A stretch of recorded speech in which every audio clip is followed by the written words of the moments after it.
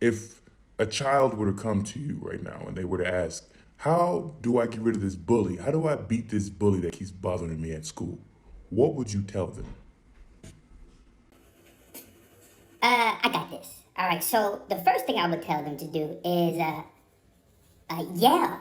If you keep bothering me, and I don't want you to keep bothering me, I'm gonna start yelling. I'm gonna start telling the teacher. There was this one story, this one kid that I saw. So we were out of class, right? He's a small kid. And he was getting bullied by, the older kids. So he comes out in the hallway, and the bully's touching his head, pushing him into the locker. So then out of nowhere, he starts screaming, "Armadillo! Armadillo!" Now, by screaming that, he got the teachers, he got everybody else to pay attention to him. By doing that, the bully got embarrassed and left him alone. So, number one, be as loud as possible to get what you want. So essentially, you're saying protest. Protest is your number one. Try to get everyone around you to pay attention in the hopes that the bullying stops. Try to make a loud enough disturbance so everyone notices what's going on and what's happening to you. Is that correct? Yes, that is basically what I was saying, but I didn't say protest. So now it feels like you're going somewhere with this. Where are you going? Wait. I'm trying to build it for you. So let's not move too quickly. Let's say protesting doesn't work. The bully is too connected, or other people fear the bully as well, so they just say it is what it is. Let's say there was another step. What would you tell that child? What would you tell if protesting doesn't work? Well, I'm not a big fan of promoting violence, but that seems like that would be the next step. I told you to stop touching me. I told you to stop bothering me. So now I got to hit you with the 10-piece chicken nugget. So I would tell the kid, I'm making a lot of noise. Everybody sees this person won't stop bothering me. So now I got to put him down. So, that's my thought is hit them with the nuggets. CE, you're not that far off. In normal circumstances, that would be the next step. I told you to stop. No one else will stop you. So now I have to. See, you get it, Al. Okay, so, after a while, you just be like Oprah. I'm like, you get a nugget, you get a nugget. Did you bother me last week? You did. You pushed my head into the locker. You get a nugget too. Now, CE, although I do understand you, I do get why you believe that it's the next step. Imagine someone who doesn't know what the bully did to you. Imagine someone who doesn't quite understand where you're coming from. You need to understand that anybody looking outside in, to them, you are the bully. And now the cycle continues. You done got me there. I do love history, and if you look back far enough, violence does repeat itself. All right. So what is the most effective alternative? Well, here's my thought.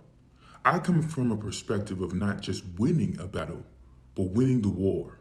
Now, bullying in many ways is claiming yourself superior and forcing someone else into inferiority, whether physically or mentally. See, the mindset that comes with bullying or being bullied is the most overlooked issue in the whole situation. Okay, I can agree to that. So you're saying you want the mindset of everyone involved to change in order to defeat the bully. Is that what you're saying? Correct. See, there's a low-level threat between two people. A simple exchange between two people can be considered a battle. Now, whether it's a battle of wits, physical strength, the list goes on, when you go to battle against a stronger foe, you do not go alone. This is why there's many gangs, why there's the military, the police. To create change, to accomplish a mission, it's always easier to unite with similar people to accomplish that said task. Okay, so we're telling this child to join a gang. Oh, so we're trying to get them to get a bunch of people so we can give more people nuggets. So instead of just you get a nugget, you get a nugget, now everybody's getting double nuggets. Everybody's getting stomped out. I get it. No, that's not what I'm saying at all. First of all, anyone listening here, do you need a Snicker? Are you hungry? Why do you keep saying nuggets? You said you don't promote violence, but you really on this, right? Come on, Al, you know how I feel about bullying. But all right, yeah, I am a little hungry, so continue so I can go eat. Okay, so this is what I'm getting at. If you unite with people like you, so in this case, the kid finds friends, build each other up to the potential the bully is jealous of. And yes, in many cases, a bully is jealous. So you build yourself to a point where the bully wants to be your friend, or even better, an employee. Now that bully will work harder for you than your friends because the bully has more to prove.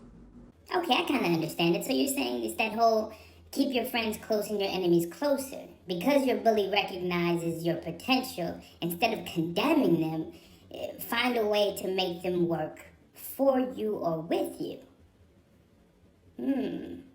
Okay, so you're saying that these bullies, they recognize more than your friends, which is why they're coming at you.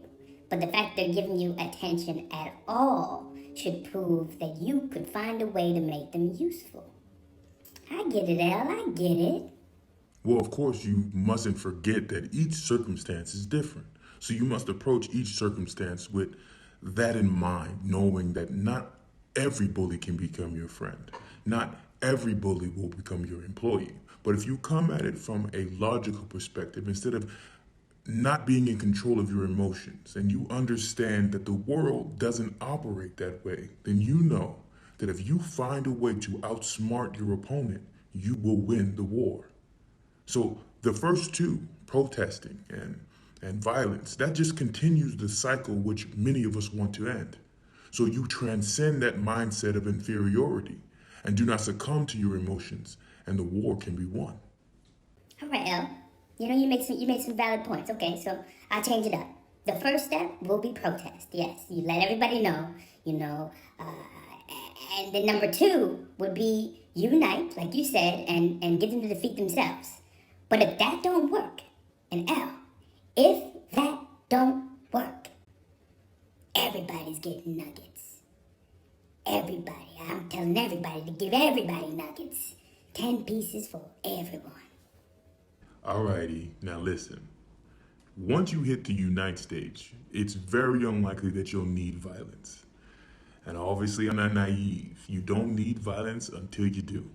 But I implore you, in order to defeat a bully, you must unite with people who are in similar circumstance with you in order to fix this problem. All right, Al, I understand where you're coming from. Fine. But where has this actually worked? Do you have any proof that uniting and doing that will actually stop a bully? Well, you want proof? Well, just look through history.